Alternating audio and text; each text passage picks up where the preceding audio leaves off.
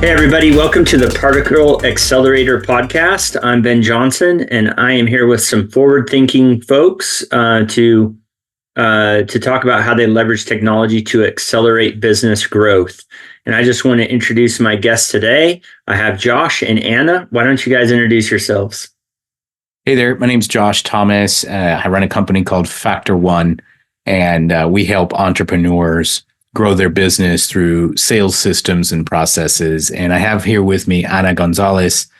And Anna is one of my business partners, and we are growing an AI company right now. I'll let her tell you a little bit about that. Well, what would you like to know? We're training AI agents to take care of sales systems and to take care of customer service. That's right. Awesome. Cool. Well, it's great to have you guys today. And I'm just going to jump to it here and probably give you a leading question. What technology innovations are you betting on to drive your business growth? So for me, the big thing that stands out there about innovation with technology, a lot of times we lean too heavily on the new tech as our competitive advantage. But the competitive advantage is always going to be the human brain and the human being. Because I saw this Facebook post the other day that said, AI is just pumping out a bunch of garbage articles and it's ruining website design. And then another headline right next to it that said, I used AI to get a 14% conversion rate on my website, and it was game changer. And the variable there is obviously not AI. AI either did a good job or it did a bad job. It was actually the input that was given to it by the human. So I'm always going to bet on the human, but leveraging AI as a tool to enhance your productivity, I think is always going to stand out. So AI is my bet. I'm going to add to this that a lot of people have told me AI is scary. It's going to take people's jobs. And AI is not here to replace people. AI is to replace a lot of thinking that people have to do. It's here to replace all the busy work that people have to do. Yeah, totally. We talk a lot about asset of manpower. Like most of the time, I own a software development company. So most of the time when you come to an outsourced consultant for software development, you think of the asset of manpower. And we're really changing that to be, no, this is the asset of skill. These skilled folks just happen to be in a different location. And so even internally in our culture, we're talking about the asset of skill over the asset of manpower. I do think roles that have traditionally been digital ditch digging will be somewhat displaced by AI, but in so much that it lets the skilled people move faster and not have to dig so many ditches themselves. So the asset of skill is still going to be very, very important. We also talk about just think of, translating language, like a translator. You would have a translator to have to talk to two people speaking a different language. If AI were to take the place of the translator, who QAs the AI, right? Who makes sure that the AI is translating it? And are we becoming less intelligent over time by not knowing how to be bilingual? So I think we'll see some interesting curves where in the beginning, we'll need less translators, but then the end, the people who perfect that skill of being able to translate are super valuable because they can actually qualify what the AI is doing. It brings up an interesting thought about when the calculator was introduced.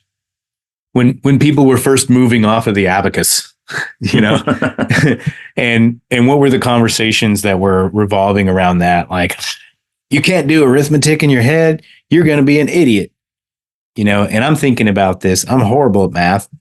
Always have been. But learning how to do all this math in my head when I don't have to seems like a big waste of energy. Like, it's not like a pride thing.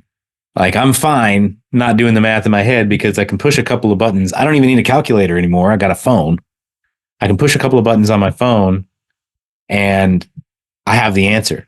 I don't even have to push the buttons anymore. I can just say, hey, Siri, what is 10 times 15? And it's just going to tell me. Like I don't even have to interact with anything. Pretty soon, I'm sure, Ben, you can give us the line in on this, but we're going to have like a bionic chip to where we don't have to say anything. We just think it, right? I mean, is that in development right now? I don't know if I'm jumping to that just yet. I do love the fact that I can use a digital note taker and get a transcript. And then my workflow is to use the attachment feature in Claude, because Claude just does like a file attachment as its prompt.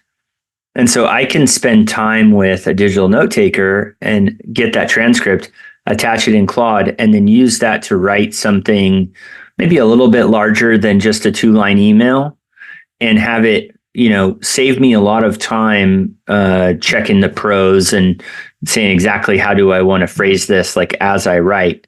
So I'm certainly banging on the keyboard less. And the output is much cleaner and easier to understand.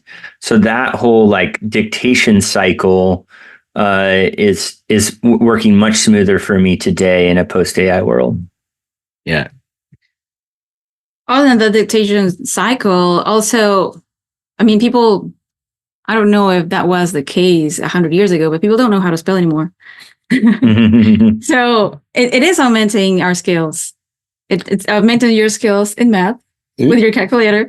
But I remember also like back, well, I don't remember because I was very little, but back in the 80s when the sales processor and credit cards started operating, people were not comfortable with that. They wanted to pay cash. And now I never carry Who pays cash, right? Yeah. Well, it's cash. Yeah. Some people don't even take cash anymore. Yeah. Yeah. I think to a certain extent, there's always going to be this, and maybe you've studied this, Ben, and you have better answers than me, but there's always going to be this fear of something new. And then there's going to be this kind of disdain that follows, like, well, I know how to do it the old school way. It used to be better. And longer. Yeah.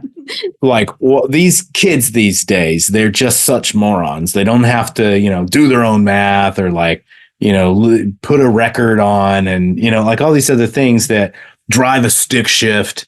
That's one thing that I'm finding. Like I've driven a stick shift and, trying to eat and talk on the phone while you're shifting gears. That's hard, man. I don't care who you are.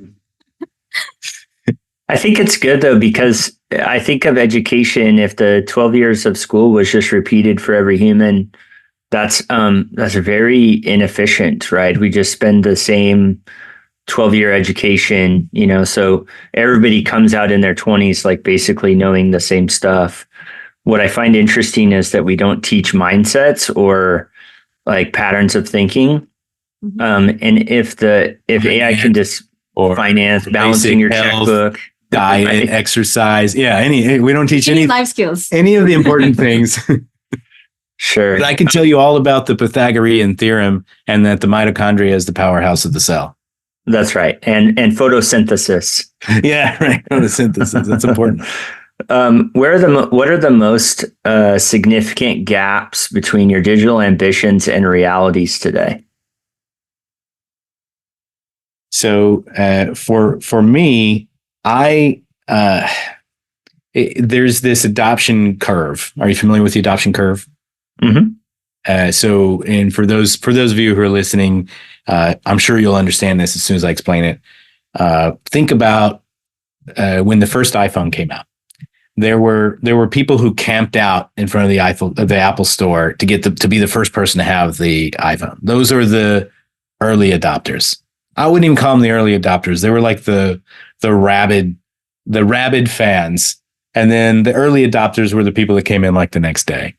And then there was this kind of early majority, and then there was the late majority, and then the last part of the curve is called the laggards. So think about people that waited a couple of years to get the iPhone. They're like, I want to wait this out and make sure that it's okay.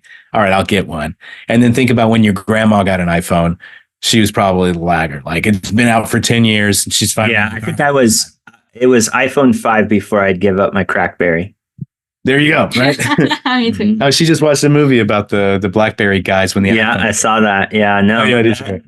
That keyboard was awesome. and I was not ready for the non-physical keyboard on the iPhone, and it wasn't that great on iPhone, on the first iPhone, anyways. So yeah, I was a BlackBerry holdout. So think about that's a really good kind of visualization of the adoption curve. And for the most part, as far as I can tell, we tend to operate in the same place on the adoption curve for every decision that we make. And so for me, I was like you, it was a few years before I got an iPhone. I'm kind of like an early majority kind of guy. I'm not an early adopter. Technology comes out and I'm suspicious. Like, I don't know if do we really need that? I saw a toaster the other day that had a smart screen on it. It was $350. And I'm like, do you really need a smart toaster? Like, how smart do I need my toaster to be? And so we tend to stay on that same place of the adoption curve for any piece of technology that comes out or any new development. And so for me, I am cautiously optimistic of AI, but I don't think it's in the place right now that it needs to be ultimately effective for the majority. And so I'm like, I'm out of my element by, I'm supporting Anna's running this AI company. I'm very out of my element because normal me would have waited about 2 more years until the wave had passed and then been like, all right, I'm ready for AI. So what is the thing that I feel I really want is I want to be able to talk to the machine and have it reliably spit back to me an intelligible conversation that I don't have to modify. I would love that, but I think we're a ways off from that. I think we still need human involvement, but man, it's moving fast. Mm-hmm. Yeah, it is moving fast. We will eventually get there. Today AI is the worst it's ever been. Yeah. Right. Yeah. It's only going to get better. Thanks. Do you find? I find some solutions are really about the narrowing of the result set, right? Like when we help legal services folks with AI, we really end up doing quite a bit of narrowing and say only consider these sets of things. That famous story where the lawyer used ChatGPT to write his briefs, and then that got turned into like hallucinations, false cases that the AI was creating. When we help folks, you end up getting disbarred over it. It was not pretty. Oh. So we end up narrowing and saying, okay, well, when you answer this question, only consider this source material. Then I start to wonder if AI was the right solution in the first place. Mm-hmm.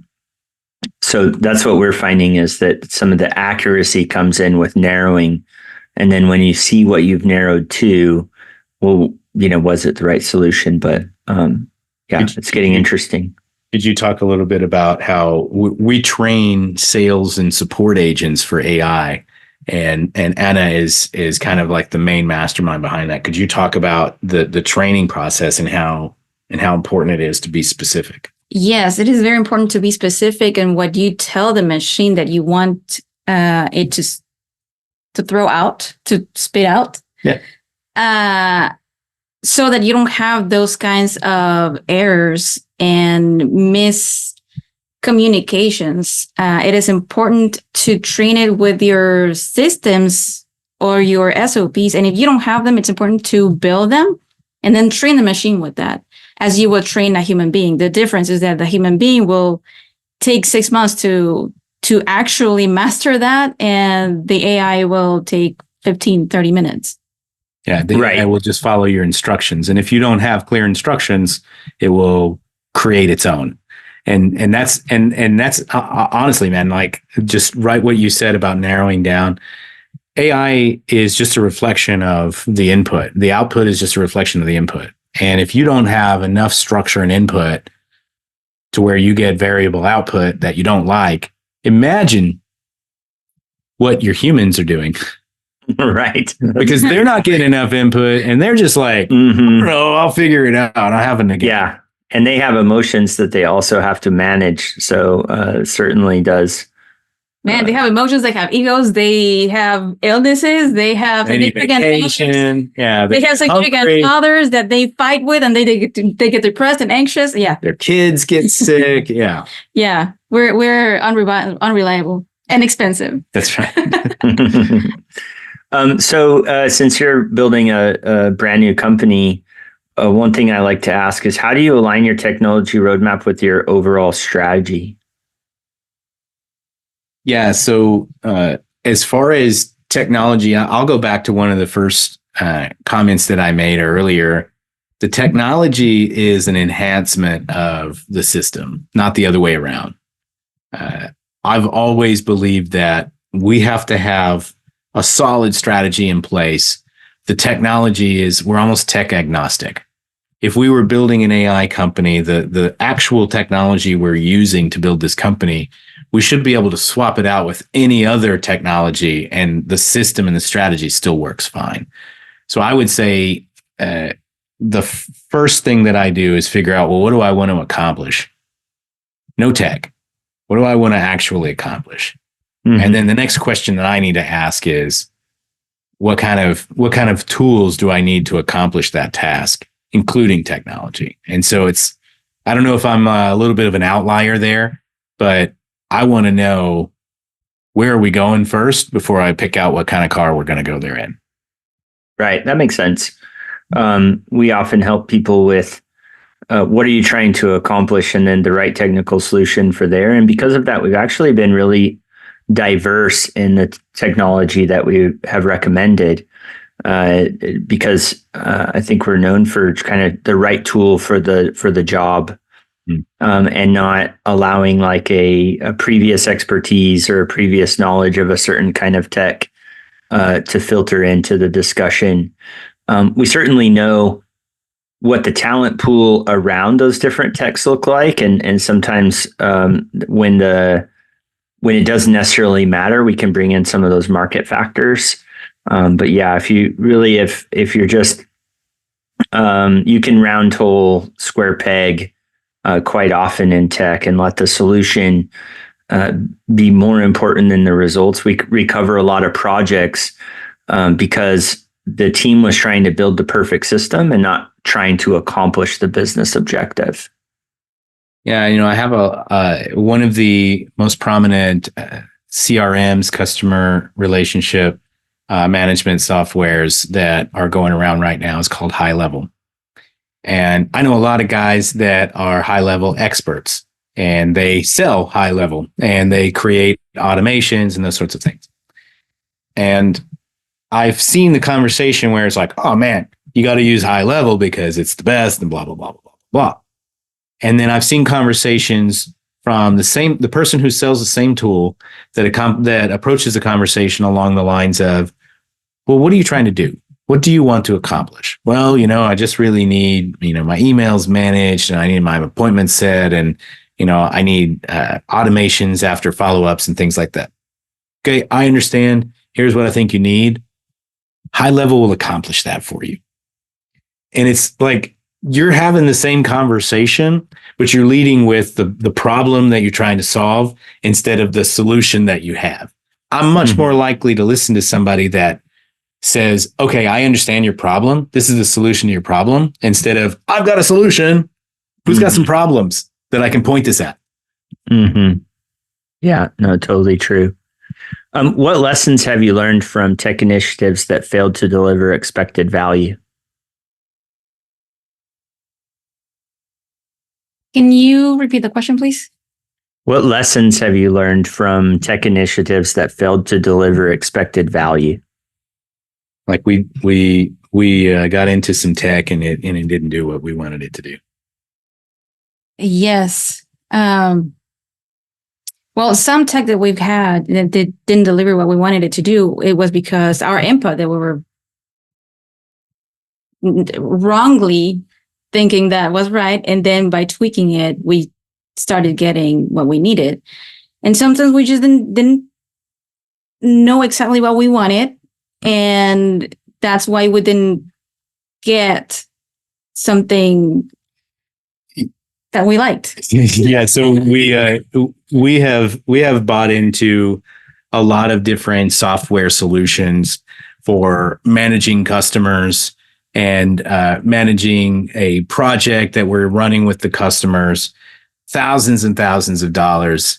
And a lot of times we would go in there and we would customize it. We would make it really pretty. We would make it really useful, and we would put it out in front of our customer, and the customer wouldn't use it.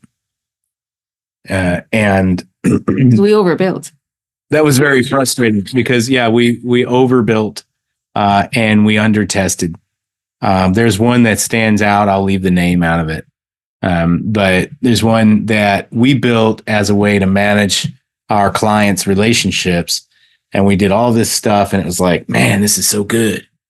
And then when we started to test it out and we were about to release it, we realized that it had just significant design flaws that were like basically fatal to its usability.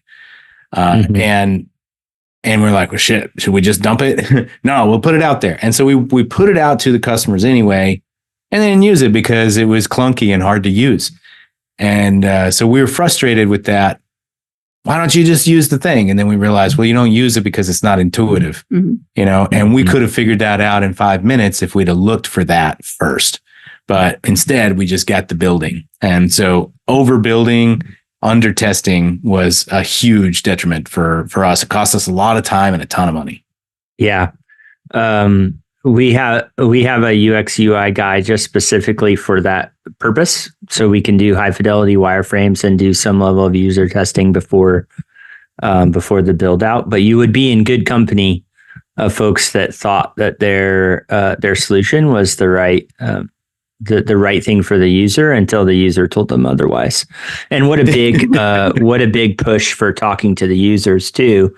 A lot of folks want to build and not really establish that go-between between the user and experience that. I was just talking to somebody.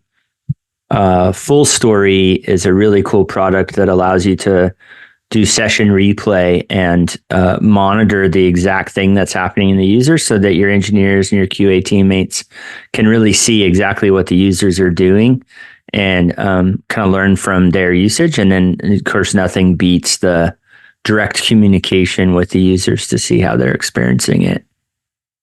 Yeah, it's incredible that, I mean, everything's complicated, and us being human beings and not fully bionic yet, we just can't account for everything. And we were using this software. It was new, and we were using it on mobile. It had a mobile version. And it was just like the simplest thing where you swipe down to refresh the screen. You do that on your phone, it's just going to refresh the screen. But you do it on this thing, and it like goes back to some weird homepage that you'd never seen before. I'm like, well, what is this? This doesn't make any sense. And nobody caught that. Like none of the original designers caught this little issue. Because functionally speaking, it still worked fine, but it was a user experience thing where it's like, this is like, nobody's going to understand this. Even though it works, nobody's going to understand it. And that's a big problem. And that's one of the things is like, if I were to, before I invest in any other software, I want to make sure that I can get in there and use it with no problems, with no questions, and I don't have to ask anybody, well, where's the button? Like it needs to be super intuitive, because if I'm having a problem with it, somebody who's paying me is going to be yelling at me about it. And test it with other people that are close to you, because sometimes you're so close to the product and you know how to use it very well. It's easy for you. And you don't think that it's not intuitive for other people who have never seen it before. Absolutely. Yeah, that peer review, that peer testing can be great. And thank those friends for being willing to do that, because they're super valuable. Cool. How do you Sorry, Anna, go ahead. Oh, I was just saying that I'll give them cookies. How do you cultivate a culture of innovation and digital fluency in your organization?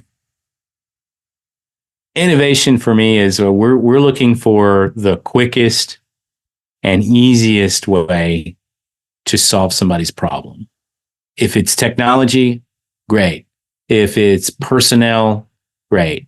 If it's actually, Mr. Customer, that's not the problem you need to be solving. You got another problem over here you got to solve first. That's also fine.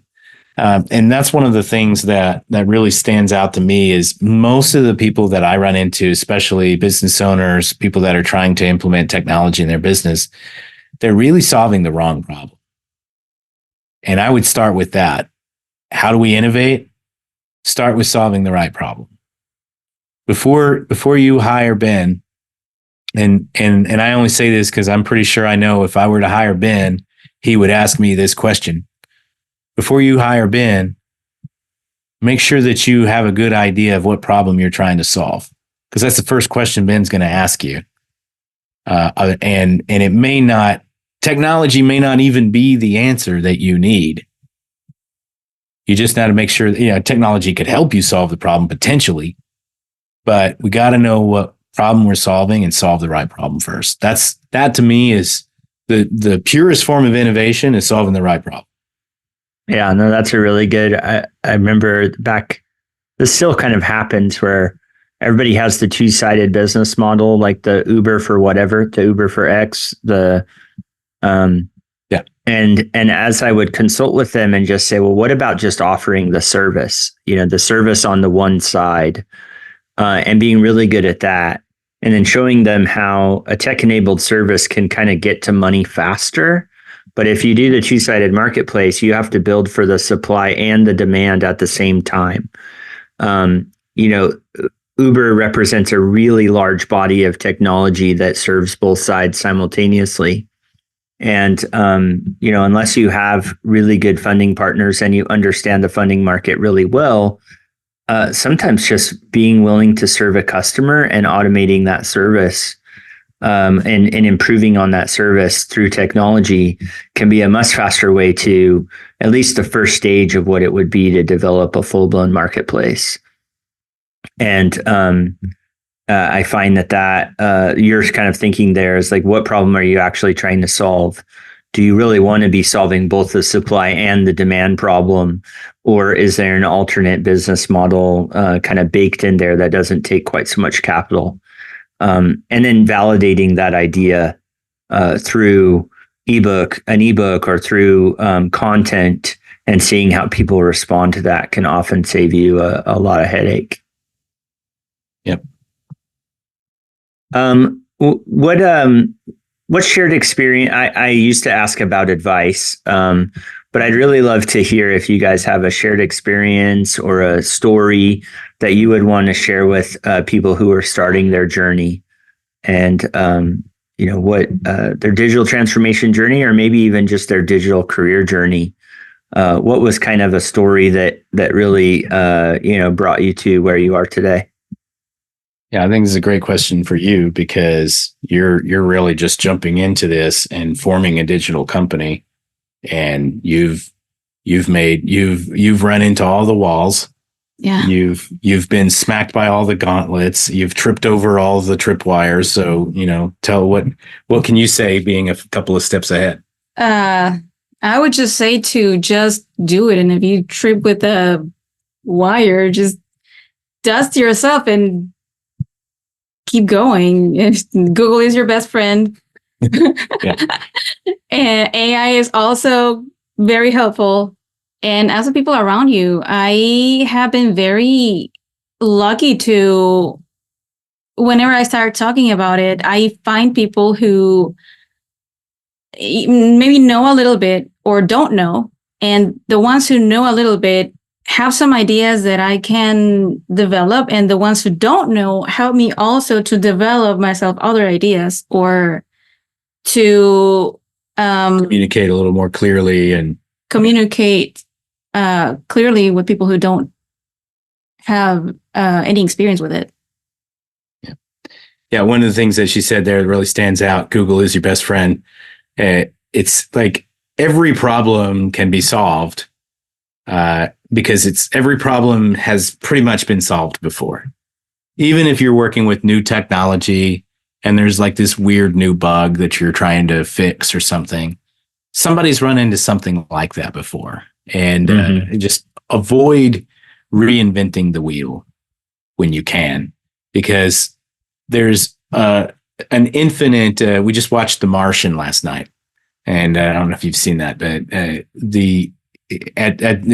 Matt Damon gets stranded on Mars, and then he has the entire collective intelligence of the entire planet Earth pointing at him to help him survive and stay alive so that they can rescue him from Mars. And when I was thinking about that, you have the entire population and all of the collective intelligence of the entire planet in your pocket. You just have to go and ask, like, I'm stuck. What do I do to fix this problem? And you're 9 times out of 10, you are a Google search away from getting yourself out of a ditch and continuing your progress. But sometimes we just overcomplicate it. And even maybe not even Google. If you're in social media, go to a group and ask questions about whatever you are having issues with. Yeah, for sure. I'm actually a member of 2 separate mastermind groups. As a CEO, sometimes the airspace I don't want to say at the top, but the airspace when you're a CEO, there's fewer of those than and so to be able to get into a mastermind group with other CEOs that, like, hey, how do you do performance reviews? How do you have you arranged your hiring process? How do you manage your time? Like, seeing what they're doing and what's working for them and what they've tried and not tried, and then even getting some of those assets that they have a lot of scar tissue from because they tried so many times and failed. One of my good buddies just sent me some new language around our performance reviews. That's been very, very helpful. And it's just some, like a subtle little language change from our normal procedure. So yeah, learning from other folks that have been there, done that, whether that be the collective intelligence available on the web for a coding problem, or whether it's some of this mindset and kind of advice from deeper processes that tend to be more private. Getting that advice is always a great advice. And for folks that are younger in their journey, just knowing that stuff is out there and exists, and you just have to look for it, is super comforting. I'll give you one that probably you wouldn't expect. Talk to your kids. Yeah. My daughter's 17, and her relationship with technology is very, very different than mine. I'm not that old, okay, but I grew up without a cell phone. I grew up without a computer. I didn't get a computer. I didn't even know what the internet was until 1998 when I was in college. And my childhood was totally different than her childhood was. And when I watch her interact with technology, she does it in a way that baffles me. And I'm pretty tech savvy, but she does it in a way that just, like, sometimes just, it's so fast and it seems like incomplete the way that she talks to, like, or she types things, or she looks something up, or the way that she texts her friends. It just doesn't make hardly any sense to me. But she's the future. Mm-hmm.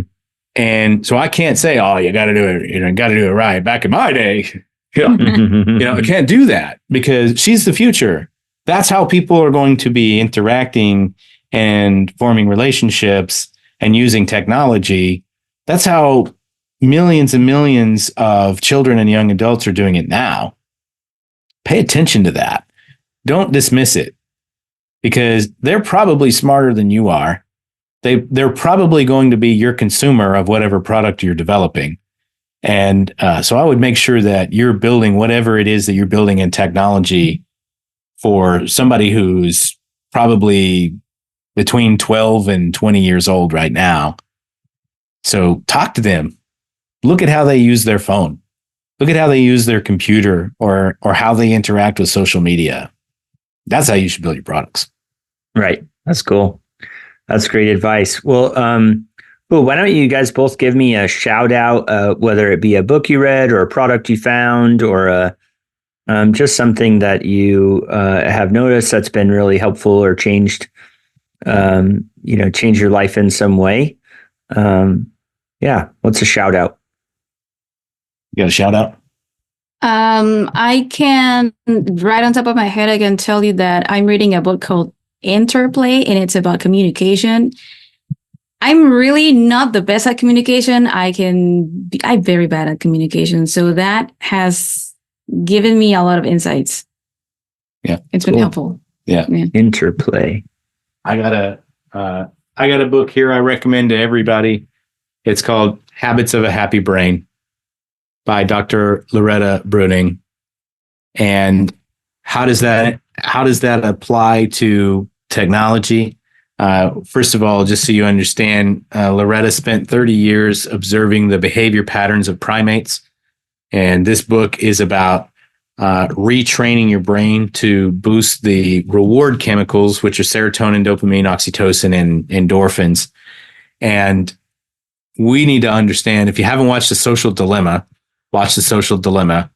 And it talks about how technology has been developed to create a dopamine response in our brain because we have this junkie mentality about getting dopamine in our lives. And so step one to really work using technology to your own advantage, and also by putting an effective product out in the marketplace, is understand how does the human body work and what happens when you interact with technology. And that starts with, like, what are the chemicals that are released from your brain and why? That will help your relationship, your personal relationship with technology. And it will also help you create a better product if you understand how that works. That's cool. All right. Thanks for those. Well, it's been great having you guys. Is there a way that people could get a hold of you, or anything that you'd like to mention as we depart? Tell them about the AI stuff and what we do and who it's for. Well, we are training AI sales and customer care agents, and they can find them at annabots.ai. That's ANABOTS.ai. Yep. Cool. That's it. All right. Awesome. Well, it's been great having you. Thanks for chatting with me today. And we just wish you luck on your endeavor, and may much sales and customer support be automated by your efforts. Yeah. Love it. All right. Cool. Thank you very much. Thank you.